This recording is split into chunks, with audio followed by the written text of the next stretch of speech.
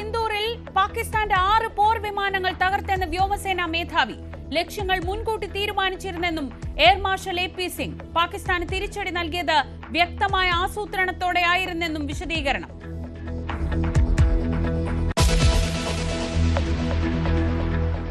Messi വന്നാലും ഇല്ലെങ്കിലും കളം നിറയുന്ന വിവാദങ്ങൾക്ക് കുറവില്ല. കേരള സർക്കാർ കരാർ ലംഘനം നടത്തിയെന്ന് AFI പ്രതിനിധിയുടെ ചാറ്റ് പുറത്തുവിട്ട മാധ്യമങ്ങൾ.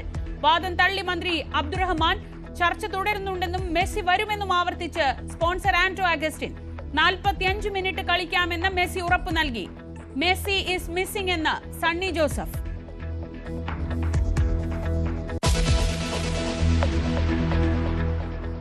തിരുവനന്തപുരം മെഡിക്കൽ കോളേജിൽ ഡോക്ടർ ഹാരിസിനെ കള്ളനാക്കാനുള്ള നീക്കം പൊളിഞ്ഞു. ഡോക്ടറെ സന്ദർശിച്ച ആരോഗ്യമന്ത്രി ഇനിയൊന്നും പറയില്ലെന്ന് ഡോക്ടർ ഹാരിസ്. എന്റെ സൈഡിൽ നിന്ന് ഞാനൊന്നുമില്ല. ഞാൻ ഇനിയും മാധ്യമങ്ങൾക്കും ഒരു വാർത്തയും പങ്കുവയ്ക്കണം. ഞാനിപ്പോൾ ഇന്ന് കോൺട്രവേഴ്ഷ്യലായിട്ടൊന്നും പറയുന്നില്ല. ഞാൻ മാധ്യമങ്ങളെ കാണരുതെന്നാണ് പിന്നെ എനിക്ക് KGM സീറ്റ് ഞങ്ങളുടെ സംഘടനയുടെ നിർദ്ദേശം.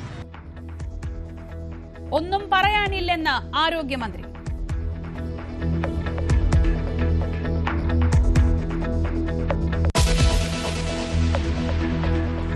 ഫുൾ ടൈം മദ്യപാനമാണ് പുള്ളിയുടെ മെയിൻ പരിപാടി. മദ്യപിച്ച് ഇങ്ങനെ നടക്കുക എന്നൊരു മൈൻഡാണ്. പുള്ളിയുടെ സുഹൃത്തുക്കളുടെ വീട്ടിലൊക്കെ പോകും. അവിടെ പോയി അവിടെ നിന്ന് അവരെ കൂടെ നിന്ന് മദ്യപിക്കും. ആലപ്പുഴയിലെ സൈക്കോ ക്രിമിനൽ സെബാസ്റ്റ്യനെ കുറിച്ച് ഞെട്ടിക്കുന്ന വെളിപ്പെടുത്തലുകളുമായി മുൻ സുഹൃത്ത് കണ്ണൻ.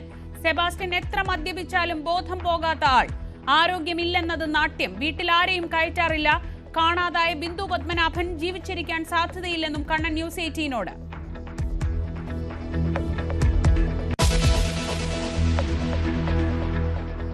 ധർമ്മസ്ഥല ബോളിയാർ വനത്തിൽ ശുചീകരണ തൊഴിലാളി മൃതദേഹം സംസ്കരിക്കുന്നത് കണ്ടെന്ന പുതിയ വെളിപ്പെടുത്തൽ. കുഴിച്ചിട്ടത് തന്റെ വീടിനടുത്തെന്ന് പരിസരവാസിയായ സ്ത്രീ. അന്വേഷണത്തിൽ SITക്ക് പ്രത്യേക അധികാരവും പോലീസ് സ്റ്റേഷൻ പദവിയും.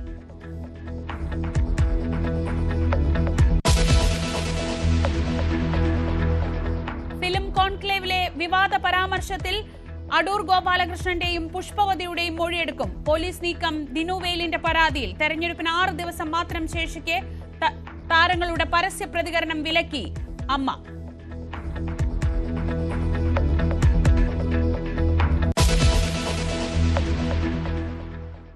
വിശദമായ വാർത്തകൾ നോക്കാം. ഓപ്പറേഷൻ സിന്ദൂറിനിടെ പാകിസ്ഥാനുമേൽ ഇന്ത്യ നടത്തിയ ആക്രമണങ്ങളുടെ കൂടുതൽ വിശദാംശങ്ങൾ പുറത്തുവിട്ട് വ്യോമസേനാ മേധാവി. പാകിസ്ഥാന്റെ 6 വിമാനങ്ങൾ ആകാശത്ത് തകർത്തു. ബംഗളൂരുവിൽ നടന്ന ഒരു പരിപാടിയിൽ സംസാരിക്കവെയാണ് വെളിപ്പെടുത്തൽ. By the red dots that you see on the map were the 7 targets that were very close to the border and LC, and they were to be taken on by army with their integral weapons. And those 2 blue dots, we've drawn them a little bigger. They were the 2 main headquarter buildings, that is Bahawalpur and Muridke, headquarter complexes, not buildings, that were to be taken on by Indian Air Force. So this was decided. Also, when I say taken on by Indian Air Force, that doesn't mean that only Indian Air Force was to work towards that. All of us were working together, including naval assets were involved in, their weapons were used in these areas, their INT agencies were involved. And in the planning, we were all, the 3 services together along with other agencies. So this plan was discussed. Even the escalation metrics were made and discussed as to where can it lead to, what can happen, and if this happens, what is going to be our response. So it was a nice, planned out effort, and the date was decided. It was the 6th and 7th night. Date and time, and it was decided based on weather, based on what pattern we were seeing across the border of their movements and their actions, and we decided that time, and we decided that it will be in one go we will address all 9 targets. And like I said, Air Force was targeting these 2 areas which were further away into the border, so it was not that we could do something with small drones or weapons of small caliber. വിവരങ്ങളുമായി മനു ഭരത് ചേർന്നു. മനു, ഇതാദ്യമായാണ് കൃത്യമായ ഒരു എണ്ണം. പലതവണ ചോദ്യങ്ങൾ ഉയർന്നിരുന്നെങ്കിലും ഒരു ഘട്ടത്തിലും ഇന്ത്യയുടെ ഭാഗത്തു നിന്ന് അങ്ങനെ ഒരു വിശദീകരണം വന്നിരുന്നില്ല. പാകിസ്ഥാന്റെ എത്ര വിമാനങ്ങൾ നശിപ്പിക്കാനായി, അല്ലെങ്കിൽ ഇന്ത്യക്ക് എന്തെങ്കിലും നഷ്ടം സംഭവിച്ചോ, ഇത്തരം കാര്യങ്ങളൊന്നും ഒരിക്കലും ചർച്ചയായിട്ടില്ല. ഇപ്പോൾ വ്യോമസേനാ മേധാവിയുടെ ഈ വിശദീകരണം എന്ത് പരിപാടിയിലാണ്, എന്തൊക്കെയാണ് അദ്ദേഹം വിശദീകരിക്കുന്നത്? Sreeja, air chief marshal LM Katre memorial lecture ബാംഗ്ലൂരിൽ നടക്കുകയായിരുന്നു. ഈ ഘട്ടത്തിൽ ആണ് അവിടെ മുഖ്യാതിഥിയായിരുന്ന air chief marshal AP Singh ഈ നിർണായക വെളിപ്പെടുത്തൽ നടത്തിയത്. 6 പാകിസ്ഥാന്റെ വിമാനങ്ങളാണ് തകർത്തിരിക്കുന്നത്. അതിൽ ഒന്ന് ഒരു എയർ സർവലൻസ് സിസ്റ്റമാണ്. അതായത് അതിൽ ഒരെണ്ണം airborne early warning and control system aircraft ആണ്. മറ്റേത് 6 എണ്ണവും പോർ വിമാനങ്ങൾ, ജെറ്റ് വിമാനങ്ങളാണ്. അങ്ങനെ മറ്റേ 5 എണ്ണവും പോർ വിമാനങ്ങളാണ്, ജെറ്റ് വിമാനങ്ങൾ. അങ്ങനെ മൊത്തം 6 വിമാനങ്ങൾ തകർത്തിരിക്കുന്നത്. അതായത് 5 എണ്ണം പോർ വിമാനങ്ങൾ, ജെറ്റ് വിമാനങ്ങൾ, ഒന്ന് നിരീക്ഷണത്തിന് ഉപയോഗിക്കുന്ന airborne early warning and control system ഉള്ള ഒരു വിമാനവുമാണ് തകർത്തിരിക്കുന്നത്. അങ്ങനെ ശക്തമായൊരു ആക്രമണം നടത്താൻ ഇന്ത്യക്ക് കഴിഞ്ഞു എന്ന് അദ്ദേഹം പറയുന്നു. ബഹാവൽപൂരിലേക്ക് നടത്തിയ ആക്രമണവും മുരിത്കയിലേക്ക് നടത്തിയ ആക്രമണവും നിർണായക വിജയമായിരുന്നു. ഒപ്പം S-400 ആണ് ദ ഗെയിം ചേഞ്ചർ എന്ന് അദ്ദേഹം വിശേഷിപ്പിക്കുന്നത്. പാകിസ്ഥാൻ നമ്മുടെ ഓപ്പറേഷൻ സിന്ദൂറിന് ശേഷം അവരുടെ സൈനിക ആക്രമണം ഇന്ത്യ പ്രതീക്ഷിച്ചിരുന്നതാണ്. അങ്ങനെ വന്നാൽ എന്ത് വേണമെന്നതിനെ സംബന്ധിച്ച് കൃത്യമായ ധാരണ 3 സൈനിക ഉദ്യോഗസ്ഥർക്കും ഉണ്ടായിരുന്നു. എന്താണ് ചെയ്യേണ്ടത് എന്ന കൃത്യമായ 3 സേനാ വിഭാഗങ്ങൾക്കും ഉണ്ടായിരുന്നു. അപ്പോൾ സംയുക്തമായ ഒരു ആക്രമണം ഇന്ത്യ പദ്ധതിയിട്ടിരുന്നു. അതായത് ഈ ഇന്ത്യയുടെ സൈനിക കേന്ദ്രങ്ങൾക്ക് നേരെ ആക്രമണമുണ്ടായാൽ ശക്തമായി തിരിച്ചടിക്കാനുള്ള പദ്ധതിയിട്ടിരുന്നു.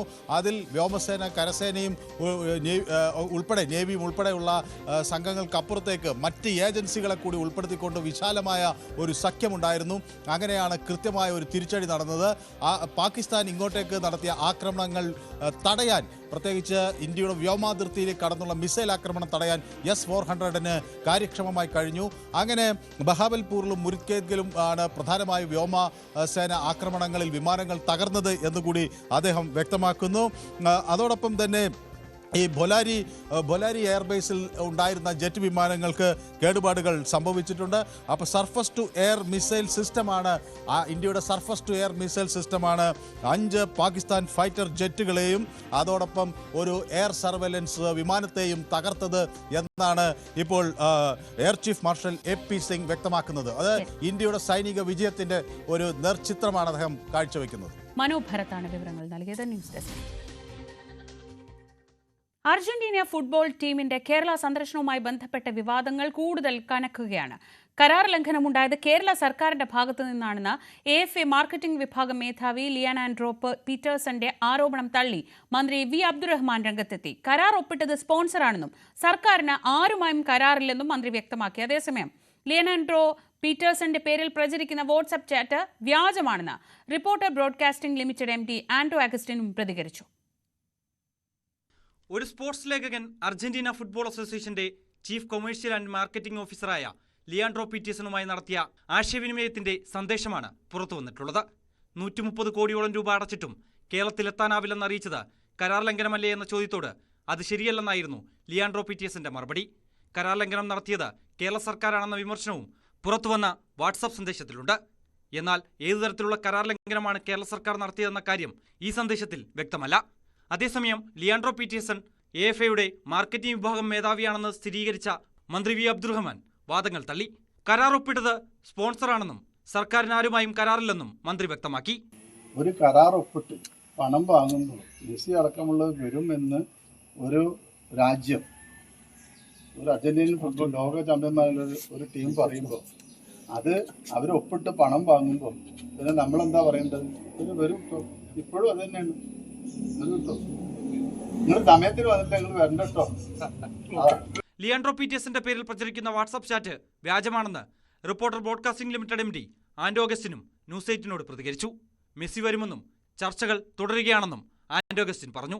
അവരേത് രീതിയിലാണ് കേരള മെസ്സേജ് കാണിക്കുന്നത്? അത് ഫേക്ക് മെസ്സേജ് ആണെന്ന് ഞാൻ ഇപ്പോഴും വിശ്വസിക്കുന്നത്. അങ്ങനെ ഞാൻ കോണ്ടാക്ട് ചെയ്ത സമയത്ത് അങ്ങനെ ഒരു അത് വാട്സപ്പ് മെസ്സേജ് അല്ല. വാട്സപ്പ് മെസ്സേജിന്റെ ശൈലി അങ്ങനെയല്ല. അത് വാട്സപ്പ് മെസ്സേജിൽ വരേണ്ട സാധനം അല്ല. അങ്ങനെയല്ല. നമ്മൾ എത്രയോ വാട്സപ്പ് മെസ്സേജ് ആക്കി, നിങ്ങളെ നോക്കി അറിയാം. അത് വാട്സപ്പ് മെസ്സേജ് അല്ല. അത് എങ്ങനെ വന്നു എന്നുള്ളത് ഞാൻ അന്വേഷിക്കുന്നുണ്ട്. അതിനിടെ വിഷയത്തിൽ രാഷ്ട്രീയ വിവാദവും മുറുകുകയാണ്. കായിക മന്ത്രിയുടെയും സ്പോൺസറുടെയും വാദം രാഷ്ട്രീയ ആയുധമാക്കി മാറ്റുകയാണ് പ്രതിപക്ഷം. സർക്കാർ ഇക്കാര്യത്തിൽ വ്യക്തമായ മറുപടി പറയണമെന്ന് കോൺഗ്രസ് നേതാക്കൾ ആവശ്യപ്പെട്ടു. യഥാർത്ഥത്തിൽ ഇപ്പോഴത്തെ കുട്ടികളെയൊക്കെ ഭാഷയെ പറഞ്ഞാൽ തള്ളി മറിച്ച് ഉണ്ടാക്കിയ ഒരു അപകടമാണിത്. ഇപ്പോൾ ഇത് അർജന്റീനൻ ഫുട്ബോൾ അസോസിയേഷൻ തന്നെ പറയുന്നു കരാർ ലംഘനം നടത്തിയത് കേരളത്തിലെ ഗവൺമെൻറ്റാണ്. ഇത് ഗുരുതരമായ വെളിപ്പെടുത്തലാണ്. ആളുകളുടെ ഒരു ഇഷ്ടത്തെ ദുരുപയോഗം ചെയ്യാൻ ശ്രമിച്ചതാണ്. അപ്പോൾ അതിന് വ്യക്തത വരുത്തേണ്ടത് സർക്കാരാണ്.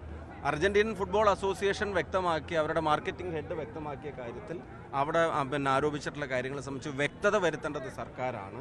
അങ്ങനെ കരാർ ലംഘനം സർക്കാരും അതുമായി ബന്ധപ്പെട്ട ഭാഗത്താണ് ഉണ്ടായതെങ്കിൽ പിന്നെ ഖജനാവിൽ നിന്ന് ഈ പണം ചെലവഴിക്കേണ്ടിയിരുന്നില്ല. ഖജനാവിന് ഒരു നഷ്ടവും ഇല്ലയെന്ന് പറഞ്ഞാണ് തുടങ്ങിയതെങ്കിൽ ഇപ്പോൾ അതിൻ്റെ മുഴുവൻ കണക്കുകളും പുറത്തു വന്നു. അങ്ങനെ സർക്കാരിൻ്റെ വീഴ്ച കൊണ്ടാണ് അതില്ലാതായതെങ്കിൽ അതിന് വ്യക്തത വരുത്തണം. ആ വ്യക്തത വരുത്താൻ കഴിയാത്ത പക്ഷേ പൈസ തിരിച്ചടക്കാൻ CPM തയ്യാറാവണം. News desk, news 18. ആരോഗ്യ വകുപ്പിനെ പ്രതിരോധത്തിലാക്കിയ ഡോക്ടർ ഹാരിസ് ചിറക്കലിന്റെ തുറന്നു പറച്ചിൽ വിവാദം ഒടുവിൽ സമവായത്തിലേക്ക്. ഹാരിസിനെതിരെ നടപടി ഉണ്ടാവില്ലെന്ന് ആരോഗ്യ വകുപ്പ് KGMCTAക്ക് ഉറപ്പു നൽകി. വിവാദം നീട്ടിക്കൊണ്ടുപോകുന്നത് സംവിധാനത്തെ മുഴുവൻ സമ്മർദ്ദത്തിലാക്കുമെന്ന് മന്ത്രി വീണ ജോർജ് ഡോക്ടർ ഹാരിസിനെ നേരിട്ട് കണ്ട് ബോധ്യപ്പെടുത്തിയതിന് പിന്നാലെയാണ് സമവായ നീക്കം. ഇനി വിവാദങ്ങൾക്കില്ലെന്ന് ഡോക്ടർ ഹാരിസ് പ്രതികരിച്ചു. മെഡിക്കൽ കോളേജ് ആശുപത്രിയിലെ യൂറോളജി വിഭാഗം മേധാവി ഡോക്ടർ ഹാരിസ് ചിറക്കലിന്റെ സംശയനിഴലിൽ നിർത്തി മെഡിക്കൽ കോളേജ് പ്രിൻസിപ്പലും സൂപ്രണ്ടും കഴിഞ്ഞ ദിവസം നടത്തിയ വാർത്താ സമ്മേളനം വ്യാപക വിമർശനങ്ങൾക്ക് വഴിവെച്ചതിന് പിന്നാലെയാണ് അധ്യാപക സംഘടനയായ KGMCTA അനുനയ നീക്കത്തിന് ഇടപെടൽ നടത്തിയത്.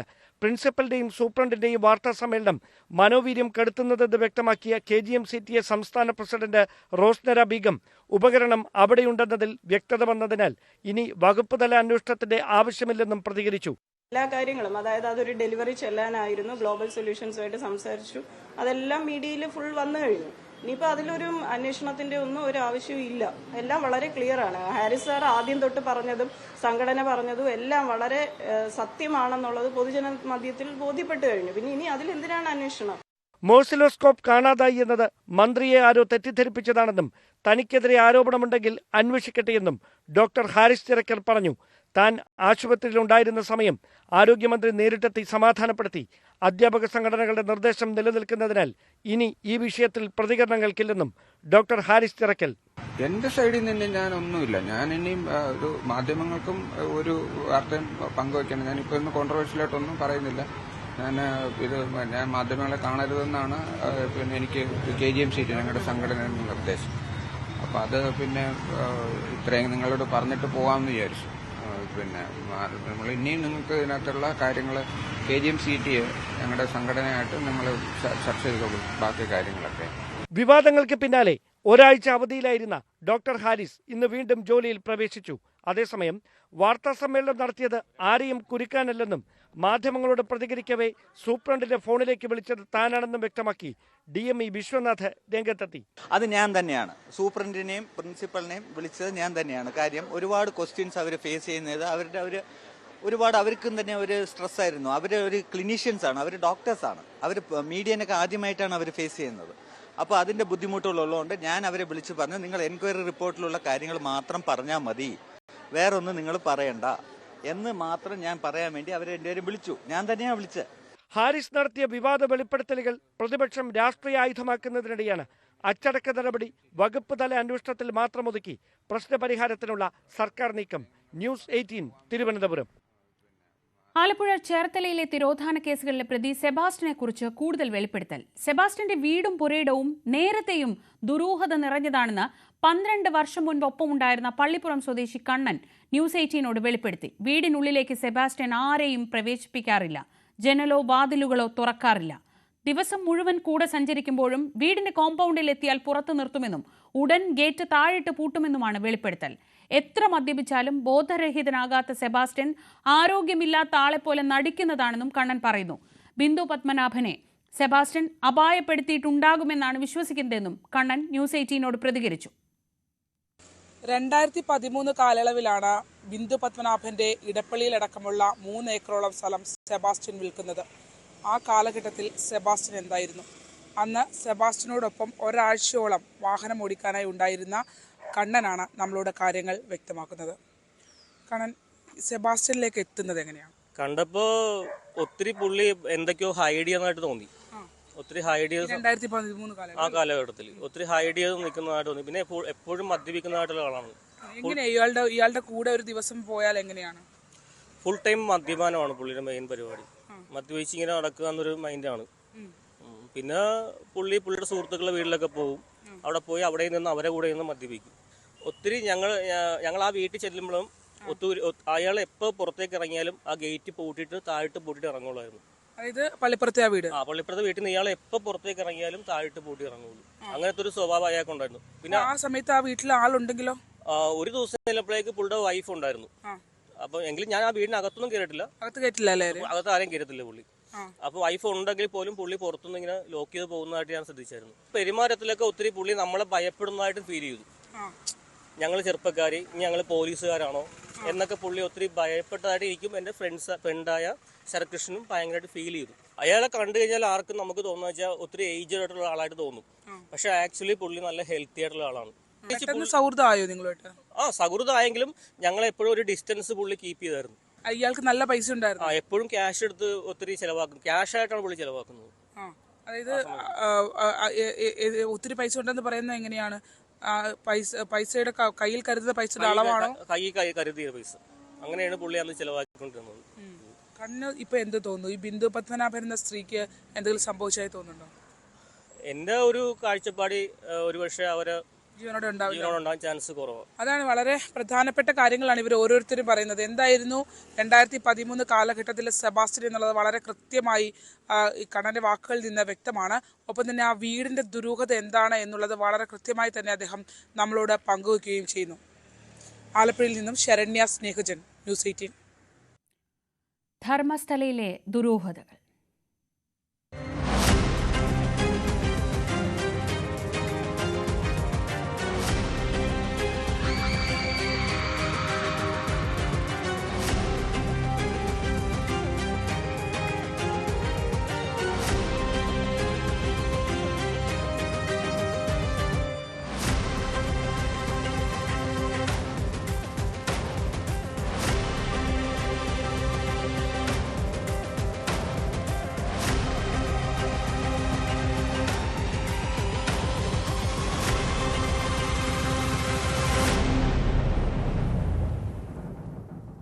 ധർമ്മസ്ഥലയിൽ ഇന്നും SITയുടെ അപ്രതീക്ഷിത നീക്കം. ക്ഷേത്രത്തിന് സമീപം ബാഹുബലി ബെട്ടയിലാണ് പരിശോധന നടക്കുന്നത്.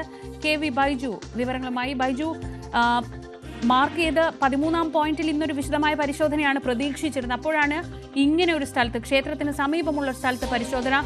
എന്താണ് വിശദാംശങ്ങൾ?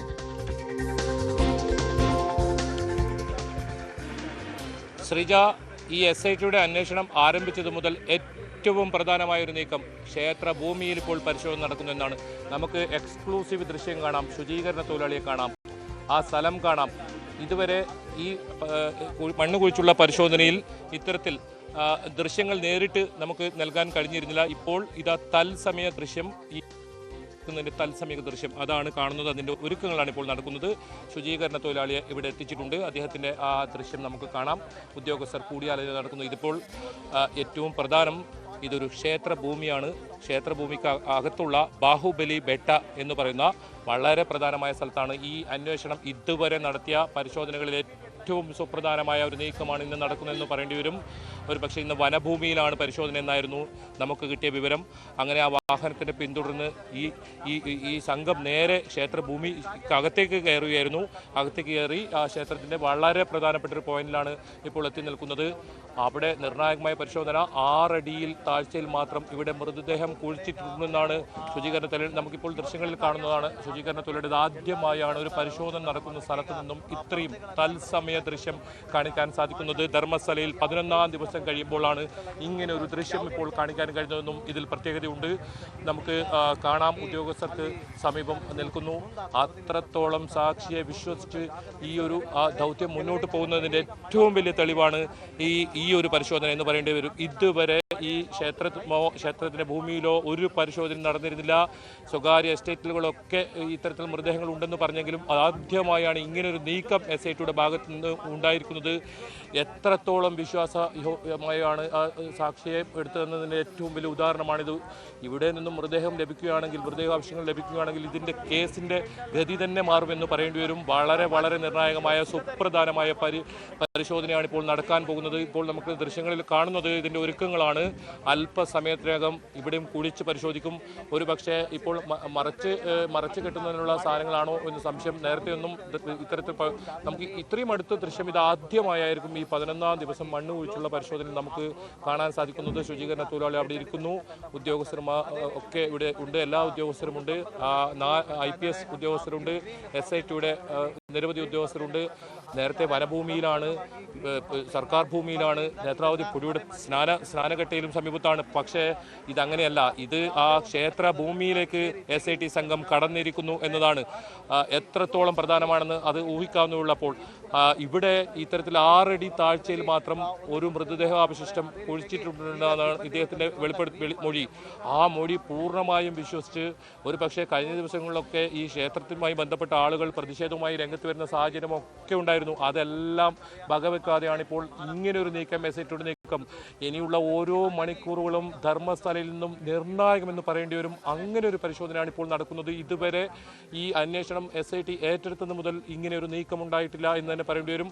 ഒരു പക്ഷേ ഈ കുഴിച്ച് പരിശോധിക്കുന്നത് നമുക്ക് ദൃശ്യങ്ങൾ തത്സമയം കാണാൻ സാധിക്കില്ല. കാരണം അവർ അതിനുള്ള ഒരുക്കങ്ങളാണ്. ഇങ്ങനെ മറച്ച് വെച്ചുകൊണ്ടുള്ള ഒരു പരിശോധനയാകാനുള്ള സാധ്യതയുണ്ട്. അത്തരം വസ്തുക്കൾ ഇവിടെ എത്തിച്ചിട്ടുണ്ട്. ശുചീകരണ തൊഴിലാളിയെ വളരെ നേരത്തെ തന്നെ ഇവിടെ എത്തിച്ചു. അത് നമ്മൾ നേരത്തെ തത്സമയം വാഹന വ്യൂഹം അത് നേരത്തെ നമ്മൾ തത്സമയം കാണിച്ചതാണ്. ഇപ്പോൾ കാണുന്നത് ആ പോയിന്റ് മാർക്ക് ചെയ്തിരിക്കുന്നു. നിരവധി ഉദ്യോഗസ്ഥരുണ്ട് ഇവിടെ. എന്തായാലും വളരെ സുപ്രധാനമായ നീക്കം. ക്ഷേത്രഭൂമിയിൽ കയറിയിരിക്കുന്നു ഈ ഒരു സംഘം, SIT സംഘം. അവിടെ പരിശോധന നടത്തുന്നു. അങ്ങനെയാണെങ്കിൽ നമുക്ക് മനസ്സിലാക്കേണ്ടത് ഒരുപാട് തെളിവുകൾ SITക്ക് ലഭിച്ചിരിക്കുന്നു. അതല്ലെങ്കിൽ ഇത്രയും ഈ ഒരു ശുചീകരണ തൊഴിലാളിയുടെ വാക്ക് ഇത്തരത്തിലും വിശ്വാസത്തിലെടുത്ത് ഇങ്ങനൊരു പരിശോധനയ്ക്ക് ഒരിക്കലും ഇറങ്ങില്ല. കാരണം ആ വലിയ പ്രതിഷേധമൊക്കെ കഴിഞ്ഞ ദിവസം ഉയർന്നിരുന്നു. അത് D ഗ്യാങ്ങിൻ്റെ ഭാഗത്തുനിന്നായാലും ഇവരുടെ ആളുകളുടെ ഭാഗത്തുനിന്നായാലും. അങ്ങനെ ഒരു സാഹചര്യത്തിൽ പരിശോധന ഈ ഒരു മേഖല കേന്ദ്രീകരിച്ച് നടത്തണമെങ്കിൽ കൃത്യമായ തെളിവുകൾ SITക്ക് ലഭിച്ചിട്ടുണ്ട്. അതല്ലെങ്കിൽ ഈ നേരത്തെ പല വസ്തുക്കളും ഇത്തരത്തിൽ മൃതദേഹാവശിഷ്ടങ്ങൾ ലഭിച്ചിട്ടുണ്ട് എന്ന് വേണം നമുക്ക് മനസ്സിലാക്കാൻ. വിവരങ്ങളൊന്നും SIT ഔദ്യോഗികമായി പുറത്തുവിടുന്നില്ല. അതുകൊണ്ട് തന്നെ എത്ര മൃതദേഹാവശിഷ്ടങ്ങൾ ലഭിച്ചു അതെല്ലാം വളരെ പ്രധാനമാണ്. എന്തായാലും ഇപ്പോൾ ദൃശ്യങ്ങളിൽ നമുക്ക് കാണാം ആ ശുചീകരണ തൊഴിലാളിയെ മാസ്ക് ഇട്ട് മറച്ച് മുഖം കാണാത്ത രീതിയിൽ ഇപ്പോഴും ഇതാര് എന്നറിയാത്ത ഐഡന്റിറ്റി വെളിപ്പെടുത്താത്ത രീതിയിൽ അയാളെ ഓരോ സ്ഥലങ്ങളിലും നേരിട്ട് എത്തിച്ച് ഇങ്ങനെ തെളിവെടുപ്പ് നടത്തുന്നു. ഇയാൾ ഈ ക്ഷേത്രവുമായി ബന്ധപ്പെട്ട സ്ഥലത്തെ ശുചീകരണ തൊഴിലാളിയായിരുന്നു. ആ സമയത്ത് 100-ലധികം മൃതദേഹങ്ങൾ ഇത്തരത്തിൽ കുഴിച്ചിട്ടെന്ന് പറഞ്ഞു. അതിലൊരു പ്രധാനപ്പെട്ട ഒരു സ്ഥലമാണ്. നമുക്ക് ആ ദൃശ്യം കാണാം. ഇതാണ് മാർക്ക് ചെയ്തിരിക്കുന്ന സ്ഥലം. ശ്രീജ, വളരെ പ്രധാനമാണ്. ക്ഷേത്രഭൂമിയിലാണ് ഈ സ്ഥലം. ഇപ്പോൾ ദൃശ്യങ്ങളിൽ കാണുന്ന സ്ഥലത്ത് 6 അടിയോളം താഴ്ചയിൽ മാത്രം ഒരു മൃതദേഹം കുഴിച്ചിട്ടുണ്ടെന്ന് പറയുന്നു. ഇവിടെ മറ്റ് നിർമ്മിതികളൊന്നും നടന്നിട്ടില്ല. അങ്ങനെയാണെങ്കിൽ ഇവിടെ കുഴിച്ച് പരിശോധിക്കുമ്പോൾ പുറത്തു വരുന്ന സത്യം അത് ഈ കേസിനെ സംബന്ധിച്ചിടത്തോളം വളരെ വളരെ നിർണായകമായിരിക്കും. എങ്ങനെയാണ് ഈ ക്ഷേത്രഭൂമിയിൽ ഇങ്ങനെ ഒരു മൃതദേഹം കുഴിച്ചിടേണ്ടി വന്നതു? ആ സാഹചര്യം അതൊക്കെ വലിയ പ്രാധാന്യമുണ്ട്. ആരാണ് ഇത്തരത്തിൽ നിർദ്ദേശം നൽകിയത് തനിക്ക് ഈ ഇത്തരത്തിൽ കുഴിച്ചിടാനെന്നും ഒക്കെ ഈ മൊഴിയുണ്ട്. അങ്ങനെയെങ്കിൽ വളരെ നിർണായകമായ ഘട്ടത്തിൽ ഈ അന്വേഷണം പോയെന്ന് പറയുന്നത്. ഇപ്പോൾ നമുക്ക് കാണാം ഇത് പച്ച ഇത് ഇട്ട് മറക്കുന്ന ഒരു ആണ്. എന്നാലും ഇത് ഒരു പക്ഷേ ഇത് കഴിഞ്ഞതിന് ശേഷമായിരിക്കും, ഈ മറച്ചു വെച്ചതിന് ശേഷമായിരിക്കും ഈ കുഴിച്ച് പരിശോധന ഉണ്ടാവുക. മാധ്യമങ്ങളിൽ ഇവിടുന്ന് ഒരു പക്ഷേ മാറ്റിയേക്കാം. കാരണം അത്രത്തോളം വളരെ പ്രധാനപ്പെട്ടൊരു പോയിന്റ് ഇപ്പോഴും ദൃശ്യങ്ങളിൽ കാണാം. ശുചീകരണ തൊഴിലാളി അവർക്ക് സമീപം തന്നെ ഇരിക്കുന്നു. SIT ഉദ്യോഗസ്ഥർ അതിന് കൃത്യമായ രാവിലെ കൂടിയാലോചന നടത്തിയതിനു ശേഷമാണ് ഈ ഭാഗത്തേക്ക് വന്നത്. എന്തായാലും ഇതുവരെ 11 ദിവസം നമ്മൾ തുടർച്ചയായി ഈ SITയുടെ പരിശോധനയിൽ ഇവിടെ ഉണ്ടായിരുന്നു. പക്ഷേ ഇത്തരം ഒരു നിർണായക നീക്കം ഇതുവരെ നമ്മൾ കണ്ടിട്ടില്ല. ഈ അന്വേഷണത്തിലെ ഈ അന്വേഷണ സംഘം SIT സംഘം ധർമ്മസ്ഥലയിൽ എത്തിയതിനു ശേഷമുള്ള ഏറ്റവും സുപ്രധാനമായ നീക്കമാണിപ്പോൾ സംഘത്തിൻ്റെ ഭാഗത്തു നിന്നുണ്ടാവുന്നത്. അല്പസമയത്തിനകം തന്നെ അവിടെ നിന്നുള്ള കൂടുതൽ വിവരങ്ങൾ നമുക്ക് ലഭിക്കും. ക്ഷേത്രഭൂമിയിലാണ് ഇന്നത്തെ ദിവസം പരിശോധന നടത്തുന്നത്. ക്ഷേത്രത്തോട് ചേർന്നുള്ള സ്ഥലത്ത് മാർക്ക് ചെയ്ത് അവിടെ കുഴിച്ച് പരിശോധിക്കാനാണ് നീക്കം. വലിയ പ്രശ്നങ്ങൾ കഴിഞ്ഞ ദിവസം ഉണ്ടായതാണ്. പക്ഷേ അതിനും അപ്പുറത്ത് അവിടെ കൃത്യമായ തെളിവുകൾ കിട്ടിയ അടിസ്ഥാനത്തിൽ തന്നെയാണ് ഈ ക്ഷേത്രഭൂമിയിൽ ഇങ്ങനെ ഒരു പരിശോധന നടത്തുന്നത് എന്ന് വേണം അനുമാനിക്കാൻ. 2 മണിക്ക് സ്പോട്ട് ലൈവിലടക്കം നമുക്ക് ഏറ്റവും കൂടുതൽ വിവരങ്ങൾ, അവിടെ നിന്ന് ഏറ്റവും വിശദമായ വിവരങ്ങൾ വീണ്ടും ബൈജുവിൽ നിന്ന് തേടാം. മറ്റു വാർത്തകളിലേക്ക് പോകാം. ഇന്ത്യയിൽ നിന്നുള്ള ഇറക്കുമതിക്ക് 50% പകരച്ചുങ്കം ഏർപ്പെടുത്തിയ അമേരിക്കൻ നടപടി കേരളത്തെയും പൊള്ളിക്കുന്നുണ്ട്. കാർഷിക സുഗന്ധ വ്യഞ്ജനങ്ങളുടെ പല വ്യാപാര കരാറുകളും റദ്ദാക്കപ്പെട്ടു. ഇന്ത്യൻ നിർമ്മിത ഉൽപ്പന്നങ്ങളുടെ വിതരണം വൻകിട അമേരിക്കൻ റീറ്റെയിൽ ശൃംഖലകൾ നിർത്തിവെച്ചത് കിറ്റെക്സ് പോലുള്ള കമ്പനികളെ ഗുരുതരമായി ബാധിച്ചിട്ടുണ്ട്. നേരിട്ടും അല്ലാതെയും ഗുരുതര പ്രതിസന്ധി ഉണ്ടാക്കുന്ന പുതിയ സാഹചര്യത്തെ ആശങ്കയോടെയാണ് സംസ്ഥാന സർക്കാരും നിരീക്ഷിക്കുന്നത്.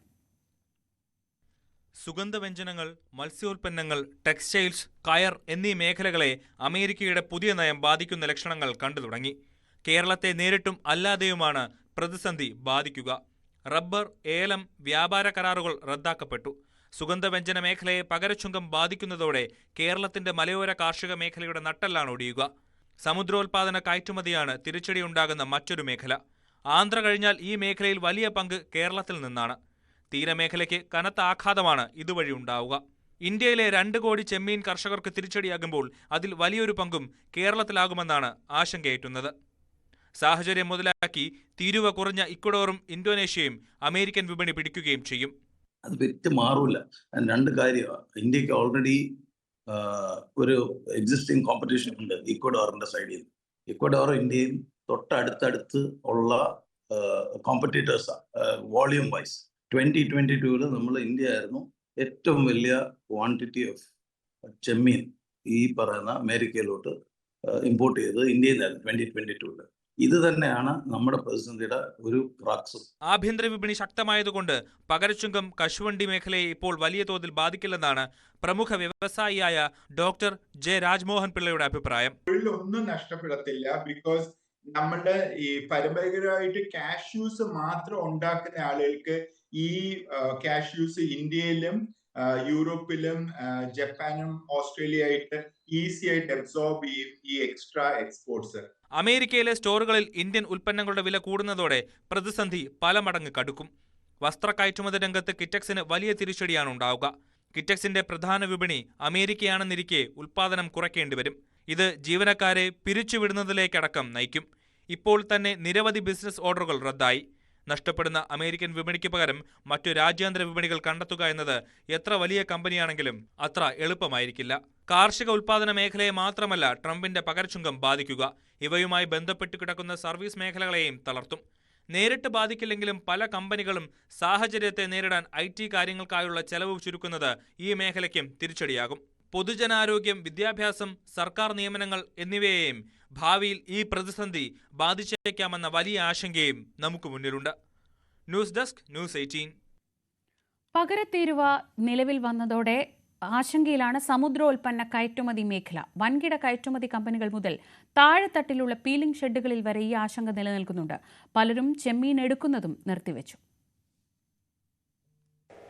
അമേരിക്കയുടെ അധിക ചുങ്കം ബാധിക്കുന്നത് വൻകിടക്കാരായ ഈ കച്ചവടക്കാരെയും അല്ലെങ്കിൽ കയറ്റുമതിക്കാരെയും മാത്രമല്ല, അതിൻ്റെ ഒരു സപ്ലൈ ചെയിൻ ഉൾപ്പെടെയുള്ള മുഴുവൻ സംവിധാനങ്ങളെയും അത് ബാധിക്കുന്നുണ്ട്. കാരണം ഏറ്റവും താഴെത്തട്ടിൽ പോലും അവർക്ക് ഇത് സ്വീകരിക്കാൻ കഴിയാത്ത അവസ്ഥയിലേക്കെല്ലാം തന്നെ കാര്യങ്ങൾ വരുന്നുണ്ട്. നമ്മളുള്ളത് കടമക്കുടിയിലാണ്. കടമക്കുടിയിൽ ഒരു പീലിംഗ് ഷെഡിലാണ് ഉള്ളത്. ആ പീലിംഗ് ഷെഡ് ഈ സംസ്കരണ ഇതിലെ ഏറ്റവും ആദ്യത്തെ നടപടി ചെമ്മീൻ, മറ്റ് മത്സ്യങ്ങൾ, ഇത് കൂടുതലായി ഇവിടെ ചെമ്മീനാണ്. അമേരിക്കയിലെ ഏറ്റവും പ്രിയങ്കരമായ വനാമി ചെമ്മീൻ ഉൾപ്പെടെയുള്ള കാര്യങ്ങൾ, ഇതിൻ്റെ ഒരു ആദ്യഘട്ട ഒരു പ്രോസസ്സിംഗ് എന്ന് പറയുന്നതെല്ലാം തന്നെ ഇതുപോലുള്ള ചെറുകിടക്കാരായി ഈ പീലിംഗ് ഷെഡ് അവിടെ നിന്ന് ശേഖരിച്ചാണ് പിന്നീട് കൊണ്ടുപോകുന്നത്.